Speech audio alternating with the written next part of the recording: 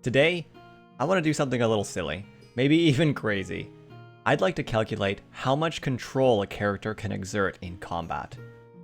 There's lots of ways to calculate DPR, but I've never seen CPR, control per round. Now, why would I want to do this? If you can measure it, then you can compare it. And you can also improve it. We can add a new dimension for when we design our characters. We can measure their damage, their survivability, and their control. These are kind of the three most important parts of combat. So if we can put a number to all three of these, that would be pretty fun. Number two is that we can hopefully create some sort of objective way of measuring different abilities and saying which has a stronger control and which doesn't. And the third reason is, I just can't stop myself. I have to measure everything. Now you might say that this is ridiculous and meaningless, but stick with me for a second and hear me out. I think that we can reach a point where it's actually usable and meaningful. So let's get to it. Let's start with some questions. If we were to calculate a control per round, what would that number represent? What would the units be? And what would it be based off of? Every good unit is based off of something concrete. I'm looking at you, Fahrenheit. So let's start with what an example of what a pure or a perfect control would look like. And I think here we have to look at the unconscious condition. If an enemy is unconscious, I think we can safely say they've been controlled.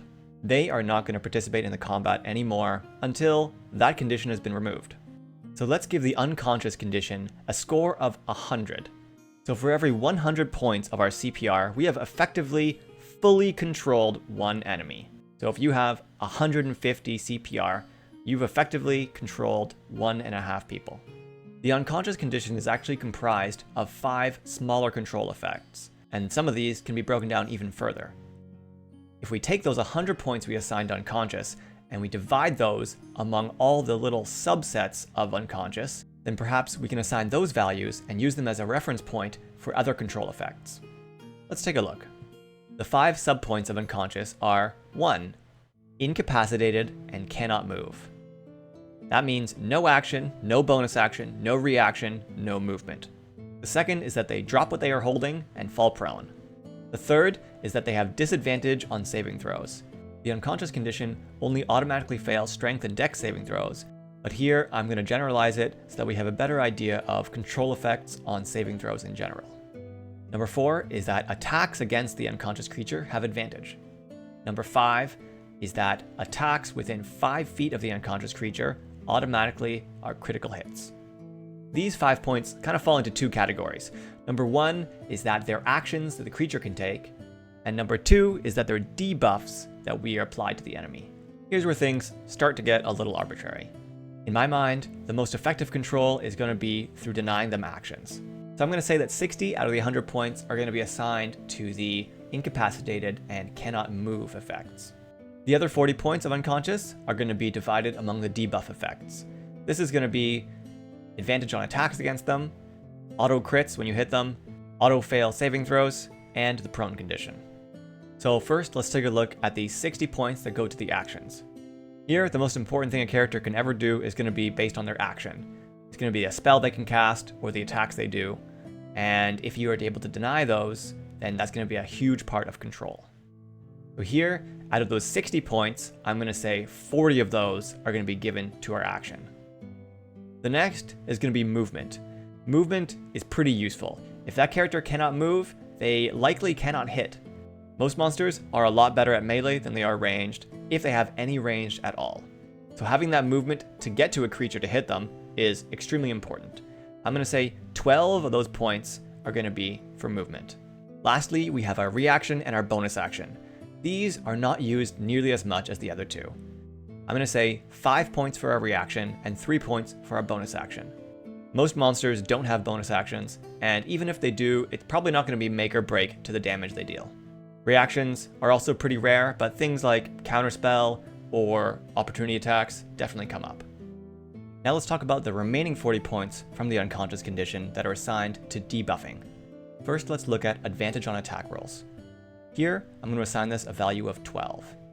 This, I'm also going to use to assign disadvantage on attack rolls when the time comes as well, that it will also have a value of 12. For auto-failing saving throws, I'll also give a value of 12. It's pretty uncommon to affect saving throws in the game, and auto-failing them is pretty devastating if you have the right combinations.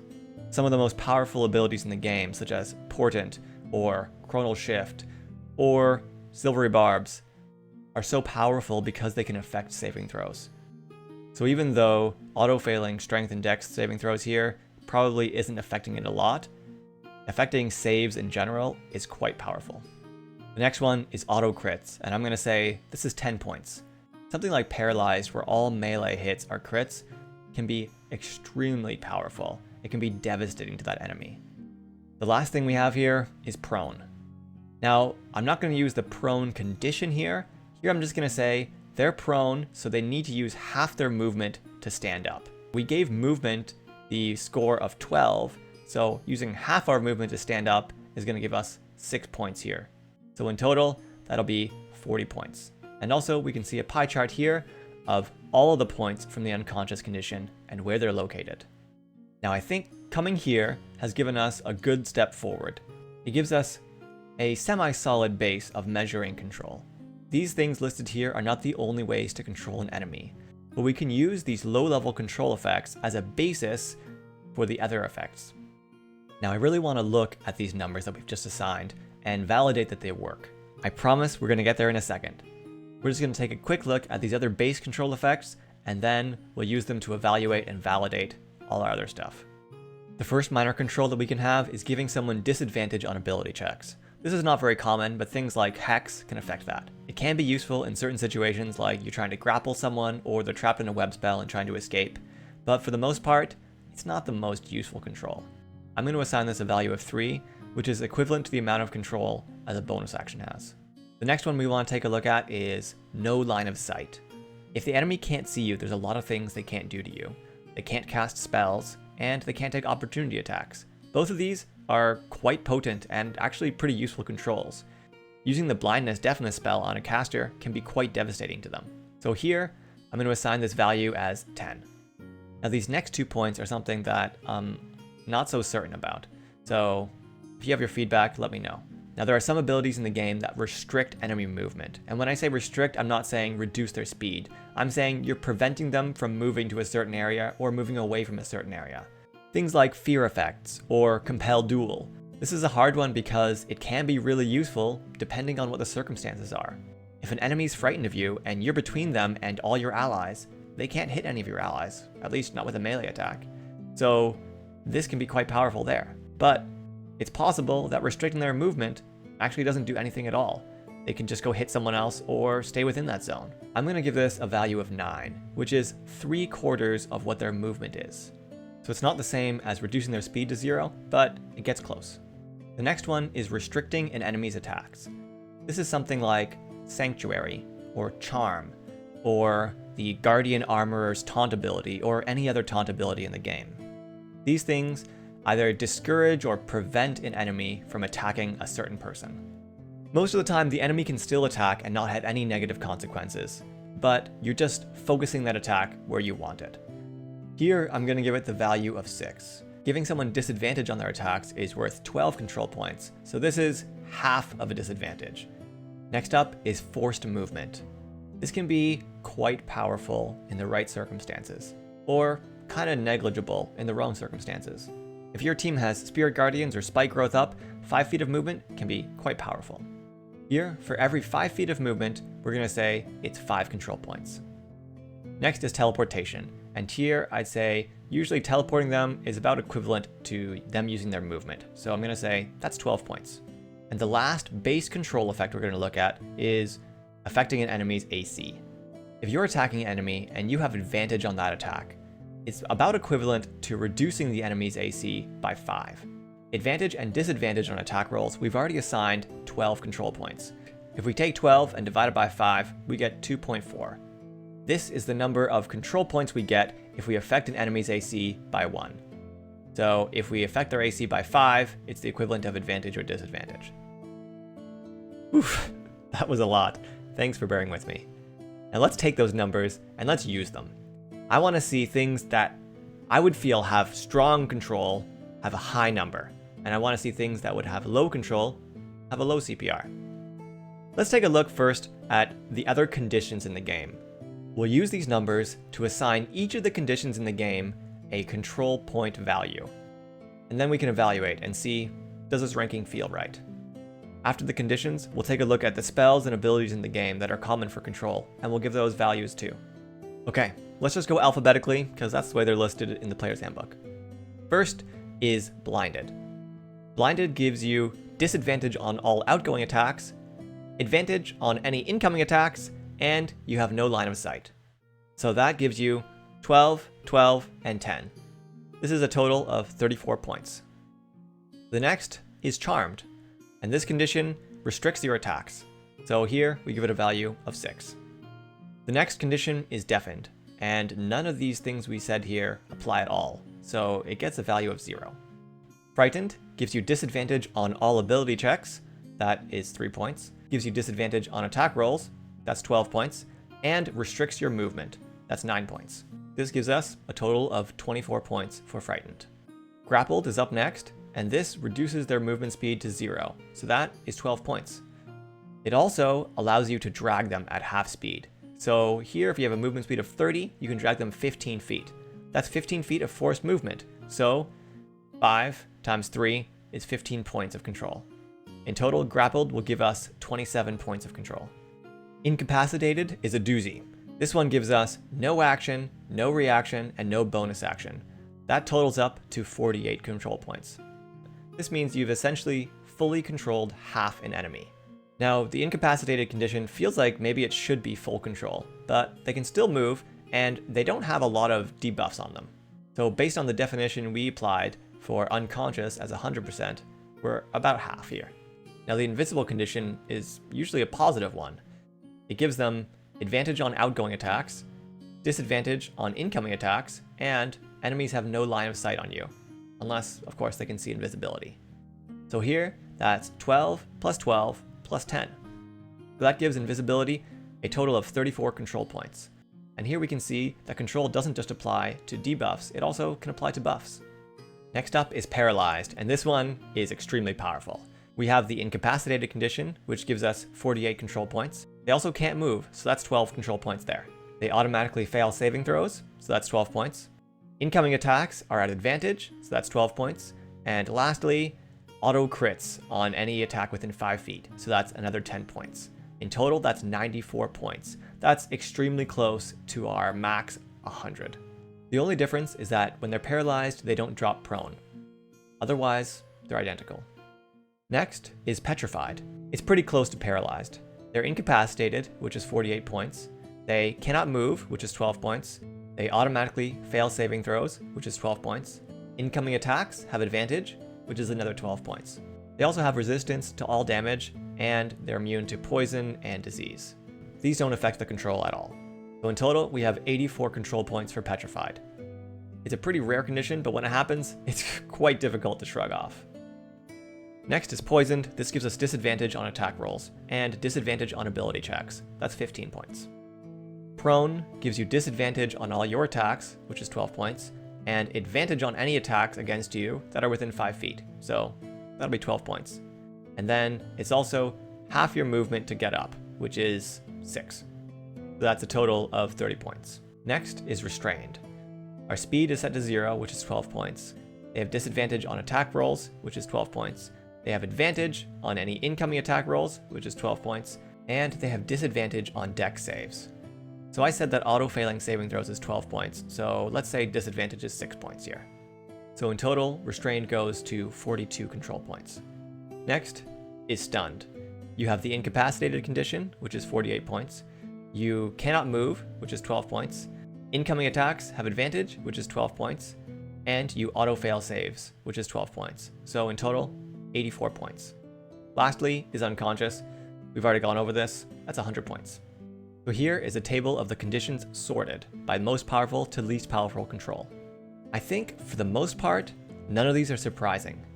Stunned is obviously a very powerful condition. Paralyzed is very powerful. I think we all knew this. Restrained and Blinded fall somewhere in the middle. That feels right. Deafened's dead last, and Charmed is pretty close there too. Does this list make sense to you? How would you sort it? I bet people would put Petrified maybe at the very top, because it's so difficult to get out of. But just looking at the raw control that Petrified gives, forget about how easy it is to get in and out of, then Petrified belongs here. Now let's move on and take a look at what some abilities and some spells in the game would do in terms of control. And let's calculate for the first time our CPR, control per round. First, we'll take a look at something very simple, the Ray of Frost spell. Ray of Frost is a damage cantrip, but also reduces an enemy's speed by 10 feet. Let's take a look at just the control aspect of this, and we'll assume an enemy has a 30-foot movement speed. Reducing that by 10 is then reducing their movement by 1/3. So if their full movement is 12 points of control, reducing it by 1/3 would then be 4 points of control. Now, just like damage per round, if we calculate control per round, we also need to take into account how likely we are to hit. So if we have 4 points of control, and we have a 60% chance to hit them with the Ray of Frost, the total CPR is going to be 2.4 points. So hopefully that makes sense. And obviously, we would expect Ray of Frost to have a pretty low control value. It's a cantrip. Next, let's take a look at some level 1 spells. We'll take a look at Hideous Laughter. This is a pretty powerful control spell, even at level 1. Hideous Laughter gives them the incapacitated condition, and it gives them the prone condition. So that's 48 plus 30.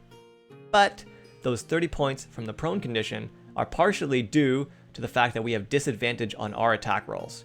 Since we're already incapacitated and have no action, and therefore can take no attacks, having disadvantage on attacks doesn't do anything. So we are actually only going to add 18 points from prone here, and the 48 from incapacitated. So that ends up being 66 control points. If we assume a fail rate of 60% again, then the CPR is going to be 39.6. That means we fully control 39.6% of an enemy. Since this is a concentration spell, we can actually keep this going for multiple rounds. And we would reduce the CPR based on the chance they have to roll a save. This obviously starts getting more complicated, especially since if they get hit, they also get to make another saving throw. Then it becomes tricky to calculate. Of course, the same thing can be said for DPR, and is valid there too. We have to make a lot of assumptions with calculating DPR, but that's never stopped us. For example, if we have an attack that deals fire damage, that's easy to calculate. But then, if it lights them on fire and they take fire damage each turn until they make a save, then that becomes harder to calculate. And then, if someone can use an action to put out the fire, then that becomes even more hard to calculate. So yes, damage over time and control over time become a little trickier. The same thing can be said for AoE. Whether it's DPR or CPR, eventually you're just going to have to pick a number and say, this is how many enemies my spell is affecting. And I'm not going to tell you what numbers you should use. Maybe depending on the build, you're going to hit more or less. But I'll show you a table of the ones that I'm going to use. Next is another level 1 spell, but this one's a little bit of an outlier. The Sleep spell. Sleep gives no saving throw. As long as you roll high enough and they have a low enough HP, you just instantly knock them unconscious. Wow. So that is a 100 CPR. You have effectively controlled one full unit. Obviously, as you get higher in level, it's not going to affect them. But at the levels that it does, it's a 100 control. Now, let's move up a level in spells. And let's take a look, does the CPR increase, and does it make sense? First, let's do Web. Web gives the restrained condition, which is 42 points. And if, again, they have a 60% chance of getting caught in the web, then that ends up with 25.2 control points. The beautiful thing about web is that they can get caught over and over again. If you have forced movement, you can shove them right back in there, and it can hit many people. This is just calculating for one enemy. Let's take a look at Hold Person. I would expect this to be similar to Hideous Laughter, except more powerful. It gives the paralyzed condition, which has a control point of 94, and if they have a 60% chance of failure, that gives us a control points of 56.4. This is significantly higher than Tasha's Hideous Laughter, as I would expect. This is a fantastic spell, and the only problem with it is that it only targets humanoids. The CPR for Hold Monster is the exact same as the CPR for Hold Person, just we have more options for our targets. Let's jump up to level 3 spells and take a look at Hypnotic Pattern. This is a pretty famous one, and it gives them the incapacitated condition and a speed of 0. So that's 48 plus 12. So that's a total of 60 control points, and if they have a 60% chance of failure, that means we have 36 control points for casting Hypnotic Pattern on one enemy. Compared to the web spell, which had a CPR of 25.2, Hypnotic Pattern has a 36. So as we increase in spell level, this area of effect control has gotten more powerful. Now let's take a slight detour and take a look at the haste spell. This is not a control spell, but let's evaluate it and see how it turns out. Haste gives an extra action, but it's limited in what you can do with that action. So let's say maybe it's worth half of an action, so that's 20 points. It also gives a +2 to AC, and each point of AC is a 2.4, so in total that's 4.8. It also gives advantage on dex saves, so that's 6 points there, and it doubles our speed, so that's 12 points. So in total, that's 42.8 CPR for the haste spell. This is obviously not taking into account that if we lose concentration, we're going to be lethargic and can't do anything, but the control offered by the haste spell is pretty significant. Let's take a look at one more very well known, very powerful control spell in the game, Wall of Force. This gives the enemy no saves, and when they're trapped in the Wall of Force, it denies them all of their actions. So that would be 60 control points. So the CPR for Wall of Force is 60, assuming we only hit one target, and Wall of Force is conceivably big enough to hold 4. Lastly, we'll take a look at a control option that the marshals can use. Finally, grappling an enemy and shoving them prone. Grappled gives 27 control points, prone gives 30 control points, so in total that is 57. Since we have a 60% chance to hit them, and then we need to hit them again to knock them prone, another 60% chance, our total CPR turns into 34.2. This ends up kind of close to Hideous Laughter, the level 1 spell. Here's a table of what those spells and abilities look like and their CPR. This CPR is just from one turn and one instance. We can see here that the area of effect target spells are lower, so they obviously don't have as much effect if they're targeting one person than a single target control spell would. Funnily enough, sleep is at the top, showing just how powerful it is at low levels. Now let me show you my table of modifiers that I'll use, and we'll re-rank these spells and recalculate their CPR based on these modifiers. You can see here that I increase the number of targets based on how big the area of the effect is. I also decrease the number of targets if it's friendly fire, because it'll be harder to place that. If the effect would end when they take damage, then the CPR would go down every turn, because we're more likely to break out of it. Lastly, if it's an effect that the enemy can re-enter and the effect can apply again, such as web, then we'll boost the CPR by this amount because we're more likely to shove an enemy back into it. Note that these are just my modifiers that I'm using, and they could vary pretty wildly based on what you're going to assume. Just like this kind of thing would vary based on your DPR calculations. Eventually we'd just have to draw a line in the sand and say, let's guess it's this number. If we have a 4-round combat and on the first round we attempt to use this control ability, here's what our CPR numbers would look like. Note that this means on our first turn we will only attempt a grapple shove once. Same with Ray of Frost, we're only casting it one time. Now that we've taken those modifiers into account, we can now see that the CPR increases as our leveled spell increases. Except Sleep. Sleep's still at the top and pretty powerful. So, how did we do in our quest to create a way to calculate control per round? I would say it's a little complex. It doesn't come as naturally as DPR does, and I understand that. I'm going to end up having some sort of lookup tables for each control effect and see how it applies in a certain circumstance, and I think that'll be tedious and slow. I'll also say that certain effects and abilities, if applied in a specific way, can have different control than when it's applied in another way. So there's also nuance there. I think it's also a fair criticism to say something like, these are all arbitrary numbers, and you're not wrong. They are based on something, but the division of it and some of the assignments are fairly arbitrary. Having said all that, I do think it ended up being a pretty useful tool. I would say that it sorted the conditions from least to most impactful pretty closely. I also would say that the CPR calculations for our spells and how they live relative to one another ended up fairly close. Sleep as an outlier spell ended up being super high, and that doesn't surprise me. Otherwise, the spells kind of increased from this small subset that I've done. So yeah, maybe it's a little clunky, but honestly, sometimes DPR calculations are clunky too. I'm going to be using these CPR calculations to rank some builds, and I'll see how they compare to each other.